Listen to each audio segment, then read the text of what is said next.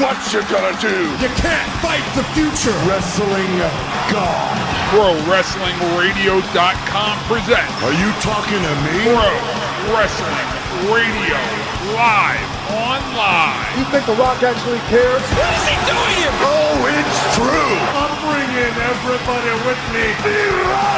That's hard time. To be the man. 6, 1. Can you feel it? I hate your ever. Hold the damn phone. That's how I roll. You're sex addicted. Come get some. Because I've done all of that. The king is back on his throne. Excuse me. And that's the bottom line because Stone Cold said so. And we are live with Pro Wrestling Radio. My name is Eric Gargiulo. I am joined, as always, here by my friend, my compadre, my partner in crime, Luke Hawx, and we have a big show tonight. We are live here on ProWrestlingRadio.com. You can hear us about every other week live on the website. I embed a Mixlr player in here, and all you got to do is just go into the website, go onto the listen page, click on that, and you're good to go. And if you miss any of the show, or you want to catch the last couple shows, you can go to iTunes, you go to YouTube. They're all over the place. But we'll save the self-promotion for after we're done rapping here. But Luke, welcome back to the show, and I know you got a lot of things going on. Why don't you just give me a real brief update on what's new at Wildcat Sports, and at the end of the show, we can talk more about it. Man, Wildcat has been going nuts. We got a lot of big things and plans in the works for us. We got some major announcements that's going to be dropping later on this week. We just shot a special with ABC News locally that's going to be airing tomorrow on WGNO here. It's just been crazy, man. We got a big live event this weekend, June 8th at Meisler Middle School, and things are going nuts. It's literally blowing up out the box. I'm sitting on a very good product here, and it's exciting to watch, you know, our students and our wrestlers grow from the bottom and see the things, how much they're branching out, how far they're going, and how they're getting all these other bookings around the country right now. And it's a blessing, man. That's all I can say about it. It's a blessing. That's awesome. That's real good. And, you know, I know a couple of your students. I met a couple of your students when you came up here for Extreme Rising. Just real good dudes. And from, you know, everything I've seen, the video, I know you sent me a video from just everything I've seen. You know, you got a lot of talent over there in Wildcat. Yeah, man, it's crazy. And these guys, you know, no mistake, these guys haven't had it easy. I put these guys through hell, you know, for every 10 guys that come in, one guy makes it. You know, Yeah. so that says a lot about these guys. I don't take it easy on them. I make these guys work and pay their dues, and these guys really are hungry and they want this. So it's proud to watch them, you know, do their thing. That's great.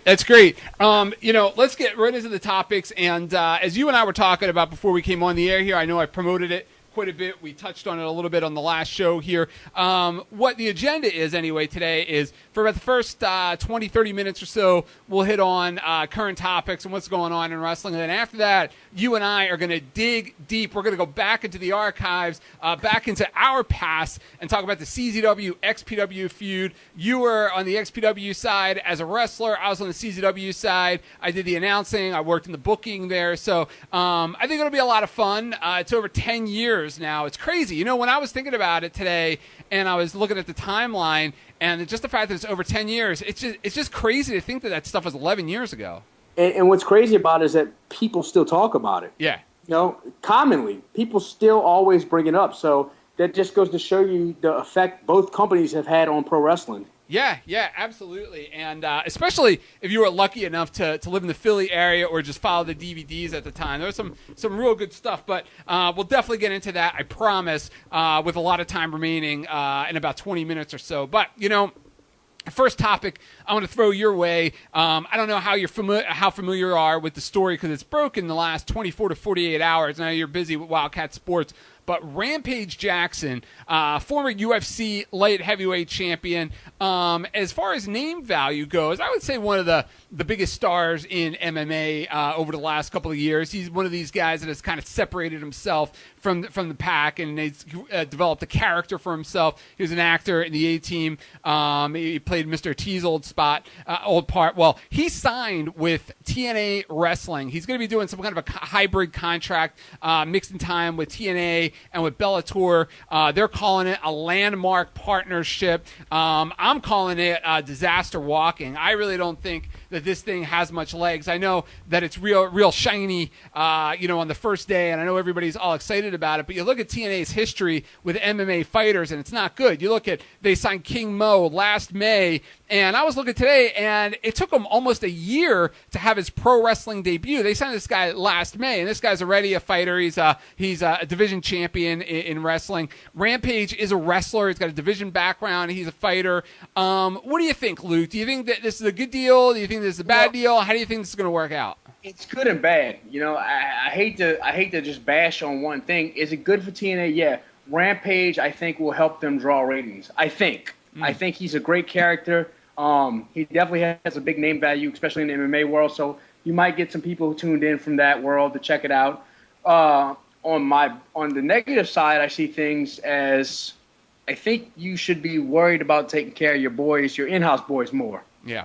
And pushing them instead of, bringing some guy from the outside who's probably just there to collect a paycheck. Oh, I totally get it. It's, and that's the first thing I thought of is they're probably, I'm going to guess, and I don't know this for sure, so I don't want to say this as fact, but I'm going to guess that TNA probably isn't even paying for him. My guess is that Viacom is paying for him, and that everybody's doing each other a favor by him going on TNA. He's giving Bellator some exposure, and et cetera, because there were plenty of stories about Dixie not even having money to spend. But that was the first thing I thought of, is that here you have this guy coming in, he's going to take up a spot right at the top, and you have these guys that have been clawing their way in TNA, some of these guys forever, and here it is, another guy that walks through the door, that gets one of the top spots. The guy can't even wrestle. He doesn't even know how to wrestle yet.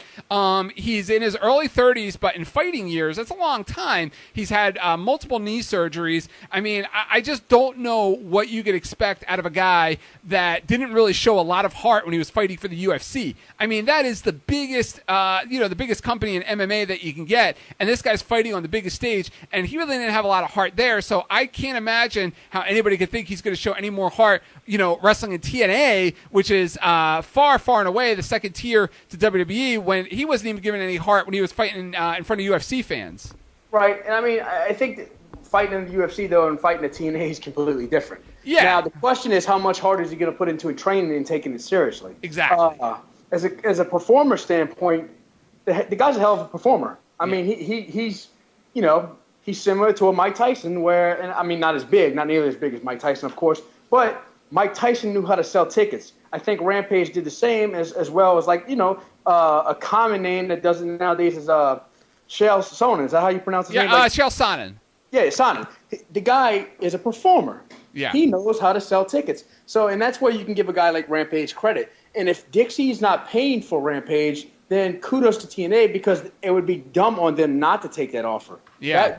That would be like someone offering to bring a major name guy to Wildcat, and I don't have to pay anything for it. Of course, why wouldn't I take it?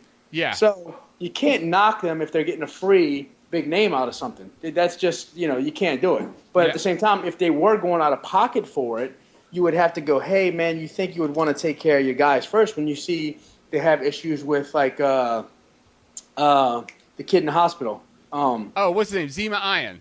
Yeah. And, they where some of these guys, Stevie Richards, for example, when he was there, these guys could have applied for food stamps when they had full-time contracts with TNA. So, but you bring in a guy from Brandon Jacobs, you bring in girls from Jersey Shore. Right.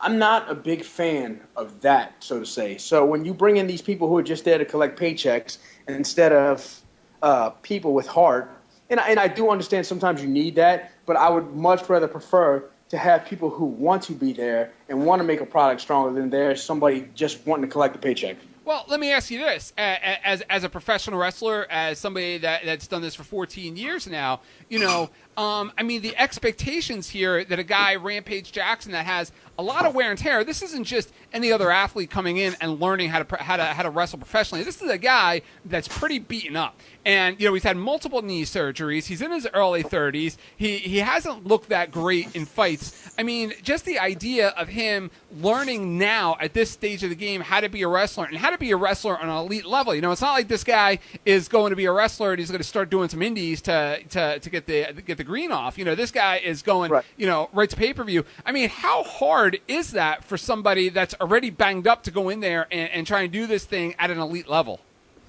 The thing is, you can protect a guy like that. And, I mean, they will. I mean, look at Snooki. Like, she came in and she wrestled on WrestleMania. Yeah. And she didn't do much, but she wrestled a match. But, they're going to protect him. It's not like the guy's going to be going, 20 minutes toe-to-toe with Kurt Angle. Yeah. You know what I'm saying? They're going to put this guy in these similar spots that they did probably like, who was the Pac-Man Jones? Yeah. They brought Pac-Man in and made him a tag team champion, but they protected him. So can he make the transition? Hell yeah, he can make the transition. Like, again, it's all a matter of how hard this guy wants to work and how serious he takes it, and how hard they protect him. I think they can protect him well. And I'll give you a prime example that better than anybody. Paul E. Paul E. did it in ECW a lot. Yeah. He played to guys' strengths, and he always covered up guys' weaknesses. So with that being said, I don't know what Rampage's weaknesses will be, but as long as they cover him up, you never know. It could be a home run for him. Yeah. Yeah, and I think what you saw with King Mo is you saw a guy that had the same attitude as Rampage Jackson. I believe he's a little younger. I know he doesn't have as much wear and tear in MMA as Rampage did. And what happened? He got hurt, training for MMA, so it derailed his wrestling, training. I mean, I think when you're training to be an MMA fighter at such an elite level and training to be a wrestler at an elite level and your body's already falling apart as it is, I just really don't know how this guy's going to be able to keep it together over the course of a year. Well, here's the thing. They're not going to put this guy through all-out dog-of-war training, right? So to speak. This guy's not going to go there and do what they do at Wildcat Sports. When I got a guy come through the door, I have guys doing squats, push-ups, sit-ups, and I'm talking about hundreds up to thousands. Right. Running for miles, and they blood, sweat, and tears, earning their way to get in the ring. Yeah. They're not going to do that with a guy like Rampage Jackson. Yeah. He's going to be catered to. He's going to get in there, and he's not going to have to put his body through so much to speak the conditioning that a normal guy would get. He's going to be babied. So, I guess I don't see. From my standpoint, it's hard for me to believe a guy like that couldn't make it in wrestling when I know he's going to have so many breaks that most guys don't get. Yeah. No, I guess that makes sense. It just, it's like with TNA, they're having such problems with the ratings right now. And, ratings just aren't increasing. As a matter of fact, they're decreasing. They're having some of the worst ratings in the history of the company. And I just don't know right now, when you have such a volatile time in the company and you have all kinds of fans tuning out as it is, you have this aces and eights thing, which I think is a bit of a disaster. I mean, you just look at the numbers and it shows that people aren't buying it. And now you're trying to rebuild on an MMA fighter where, it's just, I don't know. I think that there's better value into working with what you got, going out and getting a guy like a Stevie Richards, going out and getting a guy like yourself, going out and getting a couple of hands that could go in there right away and put some new faces on your television show than putting Rampage on, who probably isn't even going to get in the ring, for another 6 months as a wrestler. So I don't know. I guess we differ a little bit there. Right. Yeah. I mean, you never know. I guess only time will tell. So, and people are going to see it different. I think they would benefit a lot more having myself because I sell tickets. You know what I'm saying? I would put asses in the seats. I'd probably sell that sumbitch out Ricky Morton style. Yeah, of course. I mean, let's get real here for a second. Yeah, let's just be real about it. Yeah. But no, I mean, the best of luck to TNA and Rampage. Of course, you want to see a company do good because it provides jobs for the boys. The more work for the boys, the better. I don't agree with everything every wrestling company does, but that doesn't mean I want to see a company go under. People say, oh, TNA sucks, TNA this, that, or, but people say the same thing about WWE. Oh, WWE sucks, or this company sucks. Or, man, the more companies we got around, the better. But it would be nice to see, some of them ran a little better. I think TNA can do a better job with running things. Yeah. And I'm definitely glad they're around, and I'd like to see them stick around for a long, long time and even grow. But, I'm not in control of it. You're not in control of it. All we can do is sit here and hope for the best and hope the right guys get in control and make things right over there. Yeah, no, absolutely. Absolutely. Let's talk about something else. Dolph Ziggler, he's been cleared to come back. He's been out for a little while with concussions. And, you've been in the business for 14 years. I've been around the business for a long time. And, let's say 14 years ago, 20 years ago, however long it's been, there really wasn't a whole lot of attention paid to concussions. And, when I got into the business, I'm sure when you got into the business, it was, you just went out there and went. Whether you had a headache, whether you stubbed your toe, whether you had a concussion, you just wrestled. And and now they're taking precautions after, the Chris Benoit tragedy really helped open up eyes when it comes to concussions and things like that. And I know there's a lot of people out there that are a little sour that Dolph's been sitting out so long, but I think it's a wonderful thing that for everything that people criticize the WWE for, that they would put the best interests of their wrestler, their world champion, who I'm sure they wanted out there, they'd put their best interest into his health as opposed to pressuring him to go out there and wrestle with this concussion. I think it's a great thing. Concussions are no joke, dude. I've had probably 15 to 20 of them. And I've always had to get out there and go. I'm glad they're paying more attention to them. I have trouble remembering a lot of things. My memory is shot, and I would so to speak think it's from that. Yeah. It's concussions are something I definitely don't want to play with. Wait, you don't remember the $500 I lent you in PWU that one time we were? I forgot all about that. There you go. So was that to buy Tyra her ring that I bought her? She threw away. Yeah, that was the other one.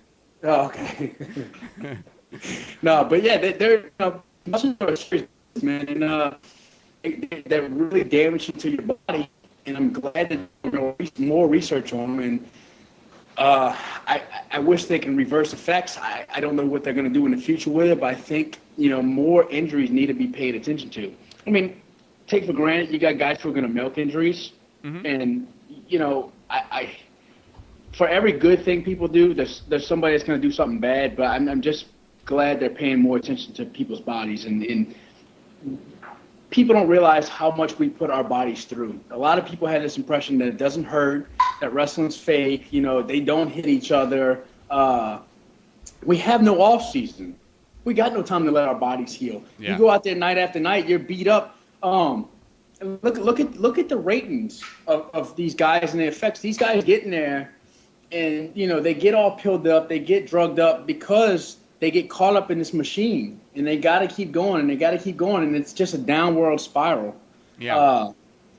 It's something that's a part of the business that I wish could change. It's one thing I wish I could change in this business. Yeah. I think the more attention that's being paid to it, the better.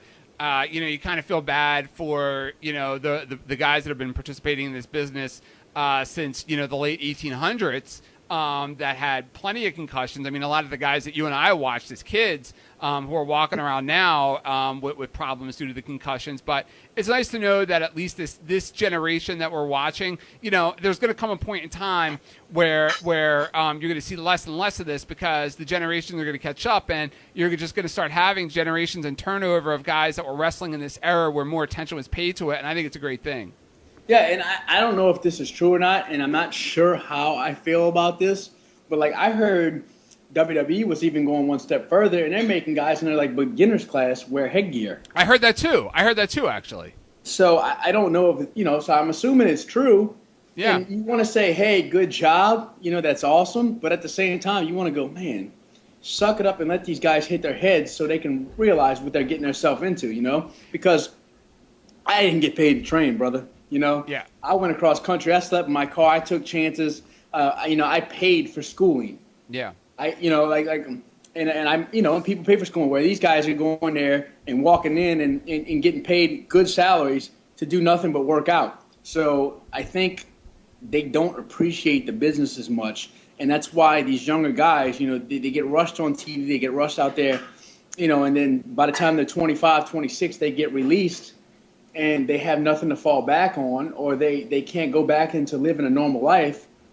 And that leads to more of a depression to where these guys want to kill themselves and, again, get all drugged up and get, find all these escapes from normal life. Yeah. No, I'll tell you a quick story. I don't know how many people know this. I don't even know if you know this, but I used to wrestle, actually, way before I got into announcing. And I trained with Simon Diamond and Jim Kettner out of Delaware. I can tell you some stories about that guy on another show. I heard you were training with Burt Prentice down in Tennessee. Excuse me. Burt Prentice, Jim Kettner, pretty much the same thing.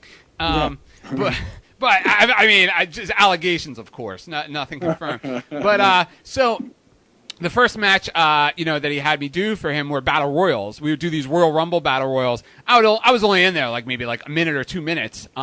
So anyway, this was the first match I was in. Hit the ring, kind of get in the corner with this one dude who stiffed the living daylights out of me, welcoming me to the ring, which is fine, expected it. So then I go, I'm eliminated over the top rope. And it was one of the things I never really learned was how to go over the top rope. But yet here I am booked on all these battle royals, so you just kind of figure it out. And I went over and I took this crazy bump, landed right on my head, and I remember just the whole place going black. I just remember seeing black, but I could hear everything that was going on around me. It's kind of weird because I can remember this just like it was yesterday. I hear the crowd and everybody, the place pop, but I'm just seeing black and little kind of like a camera or something. It's just kind of fades in, like the people are fading in. And I remember going in the back afterwards. And everybody's coming up to me telling me what a great bump that I took. So, of course, I kind of sold it that I meant to do it. But the only reason I took the bump is because I didn't know what I was doing. And that's what I would wind up doing on these battle royals. I would take these crazy bumps over the top rope. And it wasn't that I was trying to be Mick Foley. It's just I had no idea what I was doing, but I kept landing on my head. And after a while, it started to scare the crap out of me. And I had only been working, a couple of months. And here I am, walking around with 3 or 4 concussions already.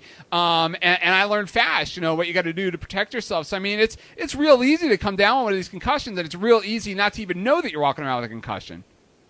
Yeah, it's. That's one of the first things we teach at Wildcat when they get in the ring is how to properly get in and out the ring and how to get thrown out the ring, because that's, like you said, it's usually one of the first things you're going to do or be involved in. Yeah, it's crazy. But no, so I'm all for this extra emphasis, on preventing concussions and head injury. Not sure if you saw it. I saw it in bits and pieces. TNA had Slammiversary over the weekend, and not really, you know what? We're talking about these high-risk matches and these injuries. You had this match on the show, which I did watch. It was Taryn Terrell and Gail Kim. And these girls had this, hardcore style matchup, and they did this deal where, Taryn Terrell gave Gail Kim, this, Ace Crusher RKO, where, her back landed, on the floor. It was, on a mat on the floor, but it was still, on the floor. And it makes me wonder, it made me wonder, what in the hell they're thinking? I mean, everybody on Twitter is talking about what a great match it is. And I mean, Luke, I could throw you off a 3-story building and people would say it's a great match, but what does it accomplish? Right. And I don't know. It made me a little uneasy watching the women. I don't mean to be chauvinistic, but, I mean, I'm uneasy watching guys take bumps like that, but seeing women take bumps like that, it was a little uneasy to watch. Well, Gail Kim's very talented. Mm-hmm. Not to throw the girl underneath the bus, but everything I've seen from Taryn Terrell, I haven't been impressed at all. Yeah. I don't feel like that. Go easy on her. She's a former guest on Pro Wrestling Radio. No, I mean, she's probably I'm just kidding. I'm girl, and she's from New Orleans. She's from my hometown. Oh, okay. She's doing some stunts and stuff here. I think I've met her once or twice.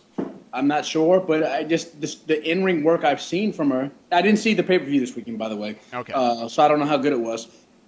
But the in-ring work I've seen from her, I didn't think it was that good. I thought it was terrible. And I would think that a girl that being around the business so long now, for a few years, yeah, it would be a lot better than what it was. Yeah. So I haven't seen it. I haven't seen any of her wrestling in TNA. I don't know if she's gotten better or not, and I hope she did. But I wouldn't mind checking out the bump. But yeah, like you said, it's stupid. You can take a big ass bump and make this big elaborate move, and people are going to say, "Oh, that match is awesome. That match is awesome." And really, it really wasn't. It was just the move that put over the match. Right. So Yeah. Let's talk a little bit about Curtis Axel. It's Joe Henning's. That's Joe Henning. That's Kurt Henning's son, Larry Henning's grandson. Both Kurt and Larry, former guests of Pro Wrestling Radio. Super, super cool guys, by the way. One day I'll have to tell you some Larry Henning stories. I mean, just super cool dude. But anyway, there seems to be this deal on the internet, and I actually have a blog ready to post. I'm going to publish it tomorrow on the Camel Clutch blog. It's like you have this group, you have this crowd that for months, sometimes some of these guys for years, they're saying you got to push Joe Henning, you got to get rid of this Michael McGillicuddy, you got to get rid of the name, you got to repackage him, blah blah blah blah. And they finally do it. They put him with Paul Heyman. And he has these 3 weeks on television where he's getting these like crazy fluke wins over Triple H and John Cena twice. And you have people now complaining, a lot of those same people complaining and saying, well, you're pushing him, but you're not really pushing him because he's looking like a jobber because he's not getting these wins. And from my perspective, I'm looking at these people like they're missing the big picture. I think that this is a super hot angle. I think it's super hot to give this heel heat, this guy that you perceive as a jobber who's like getting these fluke wins over Cena and Triple H. I think it's great, and I think this guy has a lot of potential to be a super hot heel come the end of the summer. And he's in the main event. He's got a spot on TV. He's getting seen. But here's the thing, devil's advocate. You can do one thing great, but the internet's still going to find a way to bitch and complain, no matter what you do. Yeah, well, I think it's a segment. I think it's a segment. I think most of the people on the internet, they're pretty rational like you or me, but you have that little segment there. Yeah, it's always. They're going to find something to bitch and complain about. It's nonstop. No matter what you do, somebody's going to go, oh, well, you're not doing this, or you should have did this, or oh, I'm offended, blah, blah, blah. It's just something that's always going to happen. We're not going to be able to get away from it. It is what it is. Yeah. I think it's a great push, and I think that they've really, they've really given this guy the ball in that it's kind of up to him at this point. He's got a great storyline. He's got one of the best managers in the history of the business with him. He's in there, getting the rub with Triple H and John Cena. So I think at this point it's kind of up to him. I think the table's set, but it's whether he has it or he doesn't have it is going to be what makes or breaks this angle. Right. He's good. I mean, the guy's hell of a talent. I like him. And to have Paul Heyman behind him is a genius idea because, of course, Paul's going to help get the guy over. Yeah, definitely. We haven't really got a chance to hear his mic skills yet, so we'll see what he does if he can project that out on the mic and draw there. But if he can't, that's what they got Paul Heyman for. Yeah. And not everybody's CM Punk or The Rock or even Mick Foley on the mic. Or people used to say the same thing about Dolph Ziggler. Oh, Dolph's great in the ring, but he can't talk. I'd beg to differ. I think Dolph can talk a lot. I think he's a great talker. Right, but I mean, they said it for so long, and they said the same thing, guys like John Morrison, talented, but he can't talk. Again, it's what they let you do. Yeah. And I'm not saying that he can or can't talk. I don't know.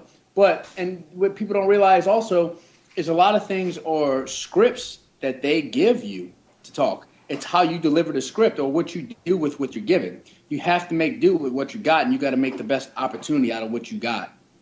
Yep. A couple other quick things I want to hit before we get into the CZW, XPW talk. Just going back to TNA Slammiversary a little bit here. You had a main event. It was Bully Ray, champ, against Sting, and it was Sting's last crack at the title if he lost the match. He lost the match. There's a lot of talk that they're going to move into Bound for Glory, which is their next pay-per-view a couple of months down the line, with Hulk Hogan against Bully Ray. Now, Hogan's surgeries have been well documented. I mean, the guy is just a walking surgeon's dream. It's like he gets off the couch and he's got a broken back. Right. I mean, all those hard years he put in. Yeah. On the road and having these 5-star matches. Yeah, but I think it's like anything else, and as a wrestler, even if he's not, he's not working like somebody like you or like a Ric Flair or like a Shawn Michaels or Jeff Hardy, just the fact that he's getting in there and taking any kind of bumps, for 20-something years is going to take its toll on your body, unless you're Ric Flair. The guy just seems to be healthy all the time. My point on Hogan is, Do you think that at this point that he's still viable? Do you think they should even do the match? Or do you think that it's at the point where, you know what, they really need to start looking to the future and having people pay to watch a crippled Hogan against Bully Ray isn't the way to go? No, I don't think Hogan should be in there. The thing it's so, I don't know, what aggravates me about Hogan is, and again, I don't know because I'm not Hulk Hogan. I feel like there's guys who work these brutal schedules, and I think Hulk had not an easy schedule by means because Hulk was doing everything. But as far as in-ring work goes and beating your body up, you know, you take a guy like Bret Hart or Henning or any of the, you know, some Flair definitely. Look what Flair did all those years, you know, nonstop, just bam, bam, bam, bam, bam. And Hogan didn't do that. So it's baffles me how Hogan's body's just so beat up. Yeah. You know, I don't know, but he's Hulk Hogan, you know, but I don't think he needs to wrestle in a main event for a title, especially at this stage and age. Yep. Real quick, what do you think of the 3 stages of Hell match with Cena and Ryback? You think that's a little too much? You think they're setting up Ryback to fail in that? You know, I think he had a pretty decent match against Cena, although the psychology was just ridiculous. But I think, you know, overall he had a pretty decent matchup against Cena. But now you're asking these guys to go out there 3 different times on the same night. You think they could pull it off? I don't know. I don't like the idea, but I hope it goes well. I tell you what I like seeing. I like seeing Ryback and Daniel Bryan Monday night. God, was that phenomenal. Dude, I'll tell you what was phenomenal. I don't know if you saw SmackDown, but the way that the crowd reacted to Daniel Bryan at the end of SmackDown, it's just amazing. It almost gave me chills, and I wasn't even there. I mean, this guy really is the number 2 babyface right now in the WWE, whether they want to admit it or not. I mean, you and I have both talked about Daniel Bryan, and we're both fans. And, I mean, it's just ridiculous right now how over he is getting, and ridiculous in a good sense, but even more ridiculous that they're not embracing it, that they're not really running with this thing. I think that guy can carry the company right now. I think they can get behind him, and he could carry the company, and I think they should let him. I think he should have the opportunity to, too. Yeah, I think he's great. I mean, that scene at the end of SmackDown was just really wow. It was just really. I didn't see SmackDown. Now I'm gonna have to go back and check it out. Yeah, I mean, I would just watch the YouTube. Watch this match on YouTube. It was just awesome. I mean, it was just one of those moments in wrestling that on Raw or SmackDown where you just kind of get chills as a wrestling fan. I mean, that hasn't happened in years. He's a machine. He's awesome. It's crazy how good he is. Yeah, totally. All right, so. Let's take a quick break here, and I think what we're going to do is we'll do our plugs now. We'll pimp our stuff, and then for the rest of the show, we'll talk some CZW and some XPW and kind of see what was going on in your side of town, what was going on in my side of town, and just what we were all thinking. So hopefully people out there will enjoy that. But Luke, I know you got a lot of things going on right now, so take as much time as you need and plug away. Oh, man, we just got mainly this Wildcat sports show going on June 8th this Saturday. Like I plugged in the beginning of the show. I'm all gears, grinding towards that right now. And then once I get past that, we'll go into our next events. Got a lot of big bookings coming up around the country. Just got an offer to go to – not an offer. I got a seal of deal to go to England in October, so I'm really looking forward to that. And once they make announcements, I'll really blast it out there. But like I said, as far as plugging anything, I say check out wildcatsports.com. And check out our YouTube show. Check us out on Twitter. We're going to be plugging everything we're doing. Wildcat Sports is growing, and we're working on a lot of big projects, man. So get on that bandwagon now because soon it's going to be definitely one of the top productions in the country. Yeah, it's awesome. So what's the YouTube username and the Twitter usernames if people want to track you down? At Wildcat Sports. That's Wildcat with a K, WILDKAT at Wildcat Sports, and the same thing on YouTube is just YouTube Wildcat Sports, and you'll see our channel. You subscribe to our channel, check us out on Twitter, like our page on Facebook, and all our announcements. And we put out free videos. So, we're not out here doing these pay-per-views. Nothing against them. One day maybe we'll do some. But right now we're giving away free wrestling with some really good guys. You see a lot of top guys that you see in WWE or some of these top indie guys, and along with our guys from our school. And, guys from all over, guys you might not be familiar with, but you'll see them and you'll fall in love with them. And it's free. So you can't beat free. Yeah, I love free. I think that's awesome. I mean, I love the name, by the way. I don't even think I love the name, the branding. I think the branding. I think you have unlimited potential with that. I'm excited. I saw that video that you sent me earlier in the week, and it's real exciting stuff you got going on over there. Yeah, and what we did was we wanted to do something different. I didn't want WPW or right. XWS or you know what I'm saying. So I went with a whole different look on it. And, I like to embrace the side that we are sports and entertainment. We are an entertainment business. We are a wrestling company, but we're also in the entertainment business. So that's where the whole Wildcat Sports comes from. And, I like to be different, and I like to branch out, and I like to stand out and have my product be, not in the same category as everybody else for everything going on. Yeah, no, I think that's great. I'll take a quick minute or two to plug my stuff. CamelClutchBlog.com. You can read wrestling and MMA blogs, sports blogs. That's over at CamelClutchBlog.com. And of course, you can follow along if you missed some of the pay-per-views and you want to find out what happened, or just look at the predictions, the preview. We have results up immediately after the WWE shows, usually the day after TNA, and there's predictions all week. So a lot of good stuff over there over at CamelClutchBlog.com. Of course, ProWrestlingRadio.com. That's where we're doing the show. You can listen to the show live on ProWrestlingRadio.com. If you miss it live, there are plenty of ways to listen to it. You don't have to download it if you don't want to. There's a player on ProWrestlingRadio.com. You can just play it. You can go to iTunes. You can subscribe to the iTunes link on there, and you'll get it right directly into your iTunes and your iPod or your iPad or whatever it is you have these days. Also, YouTube, the Pro Wrestling Radio YouTube channel. We throw it up on YouTube as well. So, yeah, it's ProWrestlingRadio.com. And also,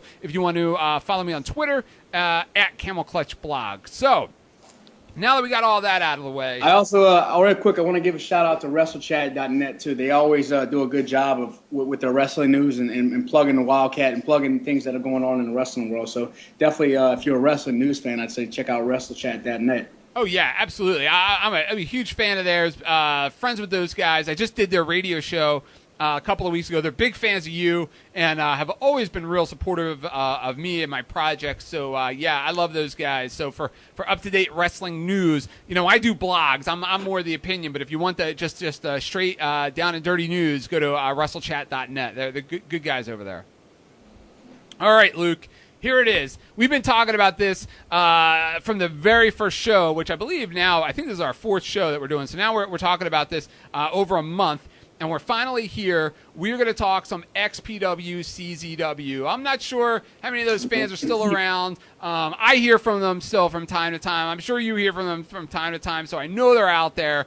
And I just think that even if you're not necessarily an XPW, CZW fan, I just think there are some good things that happened back then that even if you're a wrestling fan, that you can kind of sink your teeth into. So first, let me throw it at you, and then I'll tell you where we came from. As an XPW wrestler, how is it presented to you, the talent, that A, you guys were coming to Philadelphia, and B, that you guys were coming after CZW? For me, it was major because I was living in Oakland, California. I just got on with XPW prior to that, a few shows before that. There wasn't going to be bringing everybody on their roster over to Philly, and it was going, to the ECW arena, and it really wasn't about the CZW thing. I think people made that up because I don't think the goal was to mess with CZW. I think it became an issue once CZW had a new wrestling company coming into their territory, which would make sense. You know what I'm saying? You don't want some out of state company coming to your territory where you're doing well, and you don't want them to take away from your product. So for me, when I heard we were going to Philly, I was like, holy hell, I got to get on the show because they're going to be wrestling in Philadelphia, because Philadelphia was the wrestling capital of the world. Yeah. There was, if there's one place you want to wrestle, it was Philadelphia at the ECW arena. So, and honestly, it was XPW's demise. XPW might have still been around at least for a few more years if they had such a big ego to go to Philadelphia. Now, was it Shane Douglas that was driving the whole Philadelphia thing? Was he even in XPW at that point? I think, yeah, he was. I think it was both. I think it was Shane, and I think it was Rob, because Rob was an idiot. Honestly, he was a freaking moron. Rob Black was an idiot. and still, I'm sure to this day, is a complete idiot. Yeah. This guy thought he knew wrestling when he knew jack shit about wrestling. I couldn't stand the guy. He was a very selfish asshole, so to speak. He thought he knew it all, and the whole thing was he wanted to go to Philadelphia because he wanted to take over ECW. He wanted to be ECW. He wanted to stick it in Paul Heyman's face because supposedly he got used because Paul Heyman and them took money from him, and they didn't give him any creative control, from what I hear. Like, he wanted to be more involved in ECW, and basically what they did was just take his money. So he wanted to go, hey, F you, I'm coming to Philadelphia, and we're going to take over. But, we seen what happened. Here's the thing. You can't fly 50 guys to Philadelphia and draw 1,000 people. You just can't do it. That's just retarded. Yeah. Oh, yeah. No, I mean, I thought it was ridiculous when I first heard it. Well, let me tell you how it's kind of presented to us. How it was presented to us was, it was a little different the way it was presented to us. It was presented to us by Zandig, in that these guys were coming after us because they were pissed that we started using Messiah. Because we booked Messiah as a mystery opponent for Justice Pain on the one show. I think it was after Cage of Death 3, so it would have been January 2002. And as soon as we started using Messiah, from the way that it was portrayed to us, that at that point, Rob Black had it out for us. He just wanted to come and just put us out of business. I mean, I'm sure you heard about what happened to Messiah and his thumbs around that time. Right. Yeah. So it was kind of put to us like, these guys are coming here, they're coming to war, they're coming to put us out. They're pissed that that we're using that we use Messiah. Nobody can go to work for them if they contact you. You're not allowed to work for them and work for us, because it wasn't uncommon at the time for somebody to be wrestling in CZW and then wrestle in like Jersey All Pro and then wrestle for Kettner's company. I mean, it was what it was. Although Zandig would always get kind of salty about it, but it was like, this is really a war, and I think that it really kind of went to another level when M-Dog 20 and Josh Prohibition debuted for you guys, when they came over there for you guys, because they were taking two. Well, I wouldn't say two key guys, because Prohibition, I like those guys a lot. I mean, I was friends with both of those guys, and it's no disrespect to Prohibition, but Dog was kind of the star there. And Dog was the guy that I know that John was really. I think John was going to put the junior belt on him back then, which kind of meant something. They were hot. They were a hot tag team. Yeah, and especially Dog. Dog was really the hot one. But he did all the crazy stuff. He was the one, climbing the beams. And he had charisma. I mean, he had like a world of charisma where Prohibition really didn't have that charisma. Right. Yeah. So it's kind of like me and you. I got all the charisma, and just carry. No. Yeah. So. Hey, listen, man. You can climb all the beams you want. My old ass ain't getting up there. So no, I think when it came to that, I'll be honest with you. I had several talks with Zandig why I was at XPW, because I was looking to leave because I didn't like Rob Black. Yeah. So I mean, I talked to him, and Zandig was like, "Oh yeah, you're the only guy we're interested in using over there," and it was just one of them things where people started jumping ship. We had Justice Payne come over, and this person was contacting, and that person was contacting, and then, a few XPW guys were contacting CZW, and it became into that battle of, butting heads against each other, and, who's going to be where, and it got to the point to where I think every show you thought, who's going to pop up next? Who's going to be on this CZW show? Who's, so it just became a fight of whose dick's bigger.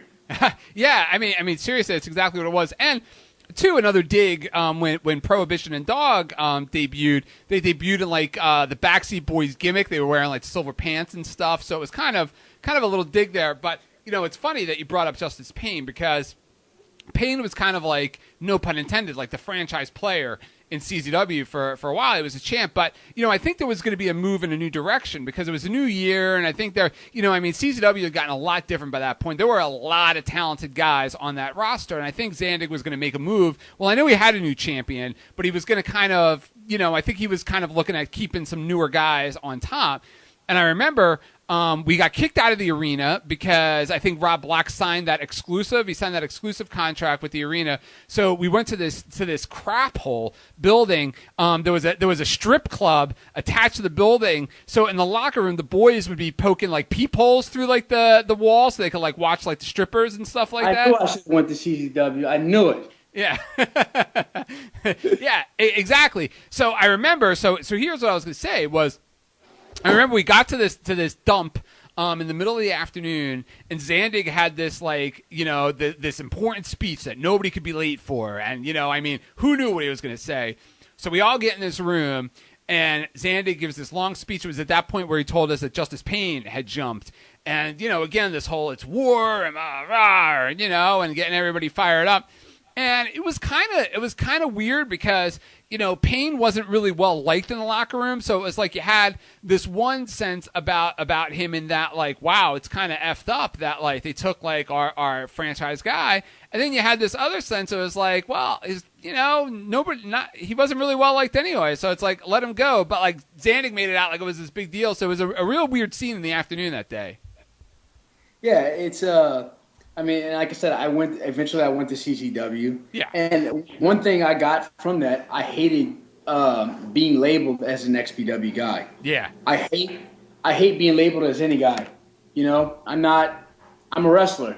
So I have to wrestle on shows to make my money and make my living. So as soon as I got there, long after, they had stopped, XPW had shut down, people were still labeling me as an XPW guy. Oh, you're XPW. Oh, we got to do this to you. Oh, and the first thing Zandig did was bury me. Yeah. I jobbed like 4 or 5 matches in a row to Messiah. Yeah. And Adam Flash. And frankly, those guys couldn't keep up with me. Yeah. I'm carrying these guys in matches, and I'm doing the best I can. And these guys, are on a completely different level as me. And, no offense to them, it's just calling it what it is. Yeah. I'm out here busting my ass trying to put on the best matches possible when I should have been in there with the, probably like the guys like Ruckus and G's and, or Justice Payne's or or Sanjay or Sanjay. Or Sanjay, which I got to wrestle Sanjay on one show. I think that was PWU. I don't remember what it was. But yeah, guys like Sanjay. But instead I'm wrestling guys like Adam Flash and Messiah, and they're having these guys bury me. And then they want to put over the fact that I'm not getting over. And I say, well, how are people going to get behind me if you just job me out, if you're beating me out? Dude, welcome to my booking meetings. Welcome to my booking conversations with John Zandig. I mean, those are what those conversations were. That was the worst thing about working there, and I loved working there, and I loved the boys, and I even loved working for Zandig. I mean, he was I certainly had my moments where I hated his guts, but overall, I mean, he gave me a shot, and he paid me pretty well. After a while for an announcer, and if it wasn't for my run there, I wouldn't have been able to get my other opportunities. So I really do owe him a lot, but we would have these booking meetings where like somebody like you would come in and, and I would throw all these ideas at him, how to get this guy over or that guy over. And he would have these petty little grudges, whether it was against the CZW or an XPW guy, whether it was against a guy who, I don't know, who pissed in his milk, a year ago. I don't know. He would have these petty little grudges, or, and he would be jealous of a lot of guys. Like a guy like Sanjay was started getting booked in TNA, so he was getting a bigger following. So what does John do? Instead of capitalizing on that, he buried him and had him jobbing at everybody. And I'd say to him, why are you jobbing? I mean, not only should he not be jobbing him, we should be putting our belt on him because he's on TV every week. And he'd say, well, you can't count on him to come every week. And believe me, the kid was there any time he needed it. But that was his fault. That was the fault of John, is that he was just a lot of petty with a lot of this stuff. And I hated that, man, because I had to deal with it a lot. And that's eventually why I left. I told him, I talked to Ty Gordon. That's why I went to PW at the time. I told John, I said, John, if you're not going to do something with me, what are your plans for me?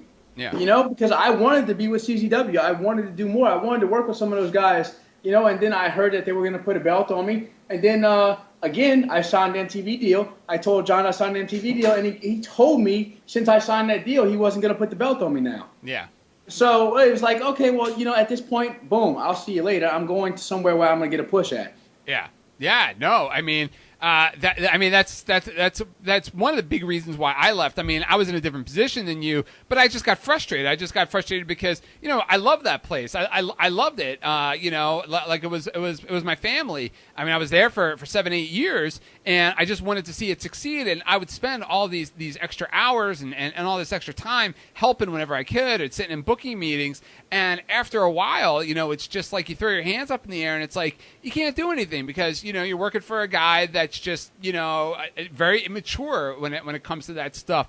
And, you know, he was smart about a lot of things because he did a lot. He did a lot of things right, but it was that petty, you know, stuff about him that really got to me. So what about Rob Black? You know, I've talked a lot about Zandig. Tell me about Rob Black. Tell me about working for Rob Black. Well, Rob was an idiot. He was an egomaniac. I mean, he was, like I said in the beginning, he was a complete idiot. All he cared about was, you know, trying to prove that he is the best and biggest thing, and it wasn't. He just had money. I mean, you can look at his product. We had some good things come out of XPW, but we also had some really bad things there. Kevin Kleinrock and Ryan Katz, who was GQ Money, really were the guys that made XPW successful because they were the guys who had heads on their shoulders, and, you know, and booked the proper things and put the right guys in the right matches together. Any good idea really came from those guys. Yeah. You know, I liked being there. I liked working with guys like Supreme, and you know, and it gave me my start. It gave me my real first name in the business where I got to make a name for myself. But I'll give you a Rob Black story, how egotistical Rob Black is. One day I flew into Philadelphia, flew in from Oakland, and I had to be picked up at the airport.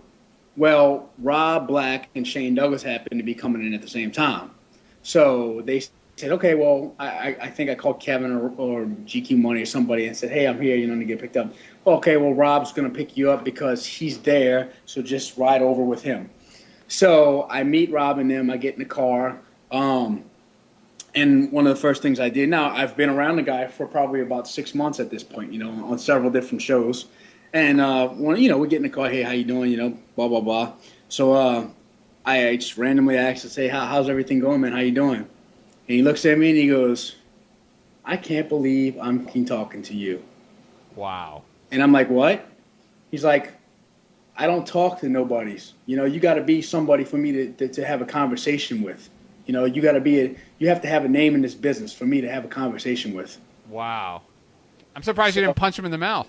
No, you know what I told him?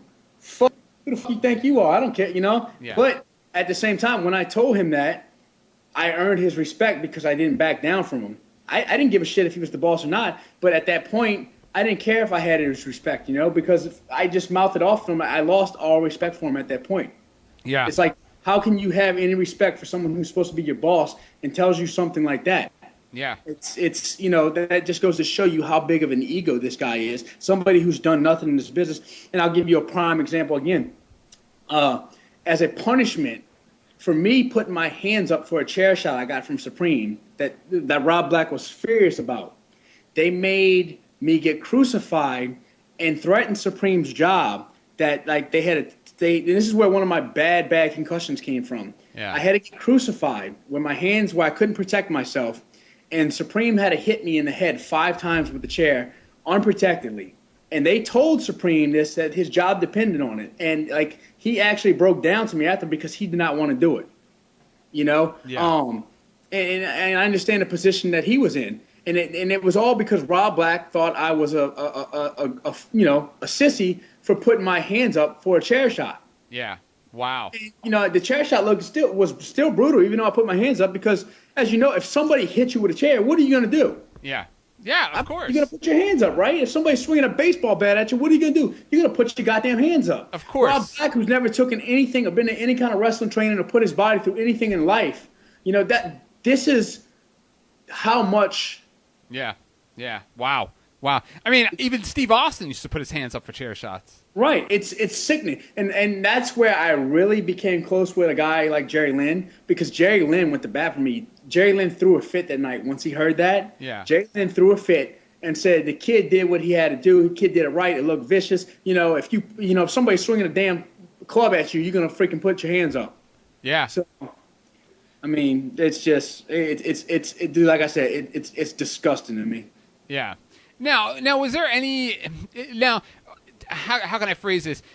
Was there any attention that Rob paid to like what was going on? Like Zandig was talking a lot of smack on XPW and Rob Black. Ring of Honor were talking a lot of smack on XPW and Rob Black. Here's a story. When I think I've already told you this, when Ring of Honor first started up, I was kind of caught in the middle and picked CZW and blah, blah, blah. So here XPW comes to town, and the next month over at the Guard Armory, John Zandig's in the ring hugging Rob Feinstein. I was pissed. I'm thinking to myself, wait a minute.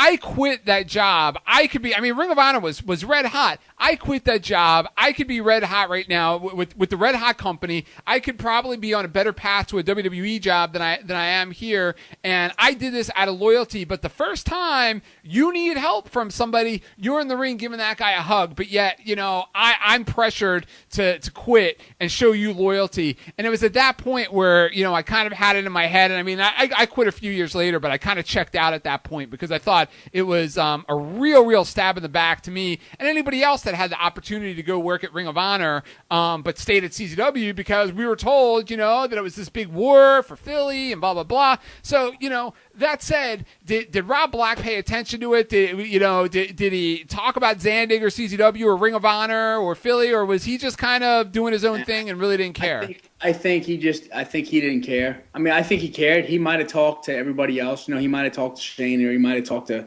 Kevin and those guys about it. But I guess publicly he felt that he was better than everything. And he often said stuff like that, that he was better and that we didn't have any competition and that we're not an indie. And that was one thing that was commonly said all the time. We're not an effing indie. We're not an effing indie. Well, I'm like, well, I think we are an indie because nobody here is getting weekly checks except maybe Shane Douglas and and he's sucking you dry. So. Yeah. Oh wow. Okay. That's interesting. And again, kind of makes me a little mad. Working for CZW at the time and hearing all this stuff about war, and it was really, if you think about it, it was just John kind of manipulating his guys not to go because I'm sure XPW was paying more money because he had more money. I'm sure he was paying more money. Than CZW. He was throwing it away. Yeah. He was throwing it away. And what's sad is, I'm sure John didn't care that your feelings were hurt. No, I'm sure he didn't. That's why I really, some things in wrestling make me sick, man. Some things in wrestling just make me sick because I try to be a fair guy. And, and loyalty, I'm very loyal, but sometimes, loyalty will also stab you in the back. Yeah. Absolutely. So, XPW, there was that point where that came where XPW had the lease on the ECW arena where they had that exclusive lease where they paid some ridiculous amount for that. I think it was like $50,000 or $60,000 for the lease. I'm sure it made all the boys happy that they're paying $60,000 for a broken down bingo hall when you guys, probably could use more money in your paychecks. Roger probably got a big fat steak that night. Oh, I'm sure he did. I'm sure he probably got a dozen, and who knows what parties he got invited to from Black and Borden. Yeah. But so when did you find out as an XPW guy that it was over? When did you find out like that the Philly arena, was done? It looked good at one point. It looked like you guys were in, you guys were the show, nobody else was going in. And then one morning it's like, I get a call from Zandig, we're back in. I think the point was, the show, I was supposed to be on the last show they had there. And I was supposed to wrestle Super Crazy, which I was extremely, extremely hyped about. I was like, hell yeah, me and Super Crazy are going to tear it up, man. I was going full-fledged into it. I was wrestling Super Crazy. It was a double shot. I was going to wrestle Super Crazy one night. Oh, God, I'm trying to remember who I was supposed to wrestle the next night, but it was another one. But it was another good name. But I was really, really pumped up about wrestling Super Crazy. And they sent my flight info, and I got dropped off at the airport. I went to the gate to check in and found out that I didn't have a ticket. Wow. So, yeah, real wild. So I'm calling. Nobody's answering my phones. Eventually, Kevin Kleinrock answers. Kevin gets very upset about it. Kevin is pissed because Kevin was one of my guys. Yeah. Kevin took me in. Kevin liked me, and Kevin helped me a lot. So, and him and GQ Money were the guys that were really behind me there, along with Vic Grimes, of course, because Vic was my trainer. But Vic's the one who presented me to them. But so when that happened, I was just like, man, that's a shitty thing to do. You know what I'm saying? Yeah. That was a real shitty thing to do. So, but because of that, I ended up getting on with NWA Wildside at the time. And, I was like, you know what? Hell, I'm going to jump in a car with these guys and go to Wildside for the weekend because, Wildside was getting good recognition. It was they had their TV spots here and there. And, it was pretty big. Yeah, Wildside was getting pretty hot around then. Yeah, it was. It was pretty hot. So that, I needed something to really – I had moved back to Louisiana at that point, and there was no wrestling anywhere around me. So I really needed something to get me in so I can, stay in the ring and do shows and be, get better and grow. So if it wasn't for that, man, I probably would have never got on it with Wildside, and I probably wouldn't be where I am today or as good as I am today. Yeah. And, that's something I want to talk to you about as well. Somewhere down the line is NWA Wildside, because I remember around that time period they were really hot. I was hoping I would go down there, but they didn't really need anybody like me. But I was a fan. We got their show up here. I like Stephen Prazak, their commentator, and Bill Behrens knew what he was doing, and it was a prime example of smoke and mirrors, man. It was run out of this little shed, so to say, in the middle of nowhere. And some of the best talent around the world came from it at one point. Yeah, because we were AJ Styles. It had a WCW developmental deal, which eventually got Bill Behrens his WWE developmental deal. It was just they have so many guys that were coming out of Wildside at the time. And kudos to Bill Behrens because he was the guy who was the mastermind and put it all together. Yeah, and I remember at one point there was a talent exchange with CZW and Wildside, and some of the Wildside talent that came up. I think Murder One came up. Tank, I think, was one of them that came up. AJ Styles came up at one point, but I don't know if he was still Wildside. I think it might have been a little later. But there was a lot of good talent that were coming up. Sal Renaro, Jimmy Rave, Sal Renaro. Right. All those guys, man, they had some very, very good talent, and it's nice to see a company have so many guys, branch out, and that's exactly what I'm trying to do with Wildcat. Yeah, no, that's good stuff. I think it's a great great place to leave off. So maybe on one of the shows in the coming weeks, when it's a slow news week, we'll start talking a little bit about your experiences in Wildside. I'd love to talk about it because I know a lot of those guys that were down there with you at the time, and I watched. I used to watch up here all the time, and I was a big fan. So I definitely love to get into that sometime over the next couple of weeks. All right. Yeah. I'm all about it whenever.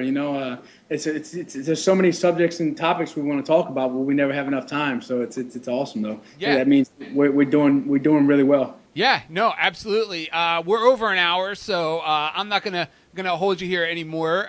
You've already given plenty of time tonight. I know how busy you are, but I want to thank you as always for joining me here and doing the show. It was a lot of fun. I'm glad we finally were able to devote a half hour to that CZW, XPW stuff. It's just, I kind of lived it on this end, and I know you lived it on that end. So I was really curious to kind of hear like how, what was being perceived and what was being presented, I guess would be a better word to you guys over there. Yeah, and I'm sure there's more. Like I said, honestly, I don't remember, man. They had so many, it's not stuff that probably I want to remember, but I don't. It was so long ago, and there's no, some of the key moments stand out, but I don't remember, that big of an issue other than, coming to territory and steal, basically the, Americans, well, not Americans, the English coming over to America and stealing, killing Indians, you know what I'm saying? Oh, yeah. Same thing. Oh, yeah. Oh, I will say this before we wrap up.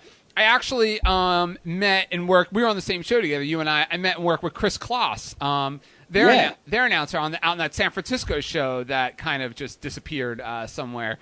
And Chris was awesome. I had a freaking blast working with him. It was me, him, and Larry Zabisco that called the show. And Chris is a funny cat. And Chris is a cool dude. Yeah, the only time I ever met him, but it was kind of funny. We were kind of playing up the whole thing, of the XPW guy and the CZW guy. But I had a blast. I liked him a lot. I wish I could work with him again someday. He was a blast. Yeah, I hope so. I hope we all work together someday and we're rich and, Yeah, definitely. You got to tell your buddy Kevin to dust off that San Francisco tape and put it out there. He's working on a lot of things, man. So Kevin's always got his hands in on something. So you never know. Down the line, we might be doing something big time. I would love to see that show. I mean, it was kind of historic to go to the Cow Palace. He doesn't have it though. I don't think Kevin has that tape. I wouldn't mind seeing it either because that's where me and Alcatraz wrestled Al Snow and Blue Meanie. I wouldn't mind, and I was skin and bones in, so I'd love to see it too. Yeah.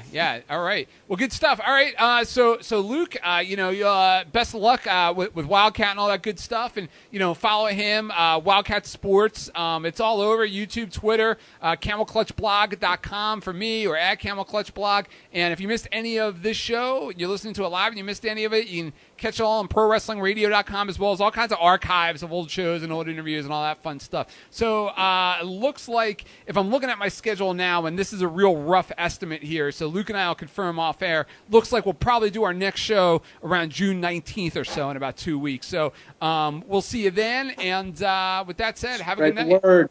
Yes, spread the word. And if you subscribe to us on iTunes, give us a good rating on there. We could use it. Oh, and CamelClutchBlog.com. Camel Clutch Blog also has an Android app with an iTunes app coming. We have an Android app where you can actually listen to the pro wrestling radio shows on the app. So it's free. Yeah. In the Google store. Yep, it's free. It's on me. Believe me, it's on me. All right, we'll see you next. Send us some checks too. Send us some money, people. We got kids. We got mouths to feed. I could use it. We'll see you next time. Peace. Just give me a real brief update on what's new at Wildcat Sports, and at the end of the show, we can talk more about it. Man, Wildcat has been going nuts. We got a lot of big things and plans in the works for us. We got some major announcements that are going to be dropping later on this week. We just shot a special with ABC News locally that's going to be airing tomorrow on WGNO here. It's just been crazy, man. We got a big live event this weekend, June 8th at Meisler Middle School, and things are going nuts. It's literally blowing up out the box. I'm sitting on a very, very good product here, and it's exciting to watch, our students and our wrestlers grow from the bottom and see the things, how much they're branching out, how far they're going, and how they're getting all these other bookings around the country right now. And it's a blessing, man. That's all I can say about it. It's a blessing. That's awesome. That's real good. And, I know a couple of your students. I met a couple of your students when you came up here for Extreme Rising. Just real good dudes. And from, everything I've seen, the video, I know you sent me a video from just everything I've seen. You got a lot of talent over there in Wildcat. Yeah, man, it's crazy. And these guys, no mistake, these guys haven't had it easy. I put these guys through hell, for every 10 guys that come in, one guy makes it. So that says a lot about these guys. I don't take it easy on them. I make these guys work and pay their dues, and these guys really are hungry and they want this. So it's proud to watch them, do their thing. That's great. Let's get right into the topics. And as you and I were talking about before we came on the air here, I know an actor in the A-Team. He played Mr. T's old part. Well, he signed with TNA Wrestling. He's going to be doing some kind of a hybrid contract mixed in time with TNA and with Bellator. They're calling it a landmark partnership. I'm calling it disaster walking. I really don't think that this thing has much legs. I know that it's real shiny, on the first day, and I know everybody's all excited about it, but you look at TNA's history with MMA fighters, and it's not good. You look at, they signed King Mo last May, and I was looking today, and it took him almost a year to have his pro wrestling debut. They signed this guy last May, and this guy's already a fighter. He's a division champion in wrestling. Rampage is a wrestler. He's got a division background. He's a fighter. What do you think, Luke? Do you think that this is a good deal? Do you think this is a bad deal? How do you think this is going to work out? It's good and bad. I hate to just bash on one thing. Is it good for TNA? Yeah. Rampage, I think, will help them draw ratings. I think he's a great character. He definitely has a big name value, especially in the MMA world. So you might get some people tuned in from that world to check it out. On the negative side, I see things as, I think you should be worried about taking care of your boys, your in-house boys, more. Yeah. and pushing them instead of, bringing some guy from the outside who's probably just there to collect a paycheck. Oh, I totally get it. It's, and that's the first thing I thought of is they're probably, I'm going to guess, and I don't know this for sure, so I don't want to say this as fact, but I'm going to guess that TNA probably isn't even paying for him. My guess is that Viacom is paying for him and that everybody's doing each other a favor by him going on TNA. He's giving Bellator some exposure and et cetera, because there were plenty of stories about Dixie not even having money to spend. But that was the first thing I thought of, is that here you have this guy coming in, he's going to take up a spot right at the top, and you have these guys that have been clawing their way in TNA, some of these guys forever, and here it is, another guy that walks through the door that gets one of the top spots. The guy can't even wrestle. He doesn't even know how to wrestle yet. He's in his early 30s, but in fighting years, that's a long time. He's had multiple knee surgeries. I mean, I just don't know what you could expect out of a guy that didn't really show a lot of heart when he was fighting for the UFC. I mean, that is the biggest company in MMA that you can get, and this guy's fighting on the biggest stage, and he really didn't have a lot of heart there, so I can't imagine how anybody could think he's going to show any more heart, wrestling in TNA, which is far, far and away the second tier to WWE, when he wasn't even given any heart when he was fighting in front of UFC fans. Right, and I mean, I think that fighting in the UFC, though, and fighting at TNA is completely different. Yeah. Now, the question is, how much heart is he going to put into training and taking it seriously? Exactly. As a performer standpoint, the guy's a hell of a performer. I mean, he's similar to a Mike Tyson, not as big, not nearly as big as Mike Tyson, of course, but Mike Tyson knew how to sell tickets. I think Rampage did the same as well as, What you gonna do? You can't fight the future. Wrestling God. ProWrestlingRadio.com presents Are you talking to me? Pro Wrestling Radio live online. You think The Rock actually cares? What is he doing here? Oh, it's true. I'm bringing everybody with me. That's hard time. To be the man. 6, 1. Can you feel it? I hate your ever. Hold the damn phone. That's how I roll. You're sick at the midget. Come get some. Because I've done all of that. The king is back on his throne. And that's the bottom line, because Stone Cold said so. And we are live with Pro Wrestling Radio. My name is Eric Gargiulo. I am joined, as always, here by my friend, my compadre, my partner in crime, Luke Hawx, and we have a big, big show tonight. We are live here on ProWrestlingRadio.com. You can hear us about every other week live on the website. I embed a Mixler player in here, and all you got to do is just go into the website, go onto the listen page, click on that, and you're good to go. And if you miss any of the show, or you want to catch the last couple shows, you can go to iTunes, you go to YouTube. They're all over the place. But we'll save the self-promotion for after we're done wrapping here. But Luke, welcome back to the show, and I know you got a lot of things going on. Why don't you promoted it quite a bit. We touched on it a little bit on the last show here. What the agenda is anyway today is for about the first 20, 30 minutes or so, we'll hit on current topics and what's going on in wrestling. And then after that, you and I are going to dig deep. We're going to go back into the archives, back into our past, and talk about the CZW XPW feud. You were on the XPW side as a wrestler. I was on the CZW side. I did the announcing. I worked in the booking there. So I think it'll be a lot of fun. It's over 10 years now. It's crazy. When I was thinking about it today and I was looking at the timeline and just the fact that it's over 10 years, it's just crazy to think that stuff was 11 years ago. And what's crazy about it is that people still talk about it. Yeah.